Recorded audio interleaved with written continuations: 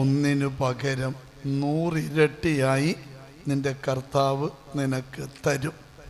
ഇതാണ് പത്രോസിൻ്റെ ചോദ്യത്തിന് കർത്താവ് കൊടുത്ത ഉത്തരം. ഞങ്ങളിത് എല്ലാം ഉപേക്ഷിച്ചാണ് നിന്നെ അനുഗമിച്ചിരിക്കുന്നത്, ഞങ്ങൾക്ക് എന്ത് ലഭിക്കും? അതിന് കർത്താവ് നൽകിയ ഉത്തരം, ഒന്നിന് 100 ഇരട്ടിയായി നിനക്ക് ലഭിക്കും. പ്ലസ് ആയിട്ടൊരു കാര്യം കൂടി പറയുന്നു, നിത്യജീവനും. എൻ്റെ പ്രിയപ്പെട്ടവരെ, കർത്താവിന് വേണ്ടി, സുവിശേഷത്തിന് വേണ്ടി നമ്മൾ എന്ത് നഷ്ടപ്പെടുത്തിയാലും അത് നഷ്ടങ്ങളല്ല, നേട്ടങ്ങളാണ്.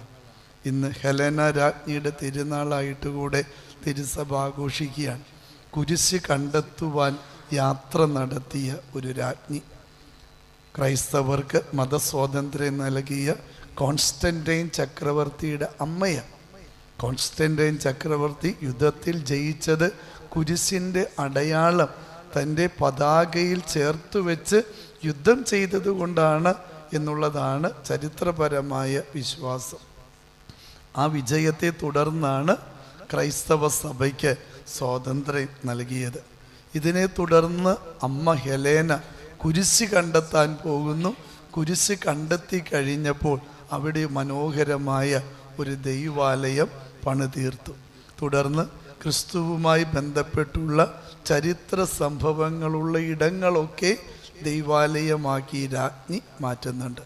എൻ്റെ പ്രിയപ്പെട്ടവരെ, കർത്താവിന് വേണ്ടി, അവൻ്റെ സുവിശേഷത്തിന് വേണ്ടി, കുരിശിനു വേണ്ടി ജീവിതം സമർപ്പിച്ചപ്പോൾ അവൾ വിശുദ്ധരുടെ ഗണത്തിലേക്ക് ചേർക്കപ്പെട്ടു എന്നുള്ളതാണ് ചരിത്രം. അനുഗ്രഹത്തിൻ്റെ അൾത്താരയിൽ നമ്മുടെ കർത്താവിനെ ജീവിതം കൊണ്ട് നാം മഹത്വപ്പെടുത്താൻ തയ്യാറായാൽ അവൻ നമ്മെ ഇനിയും ഉയർത്തും, വളർത്തും.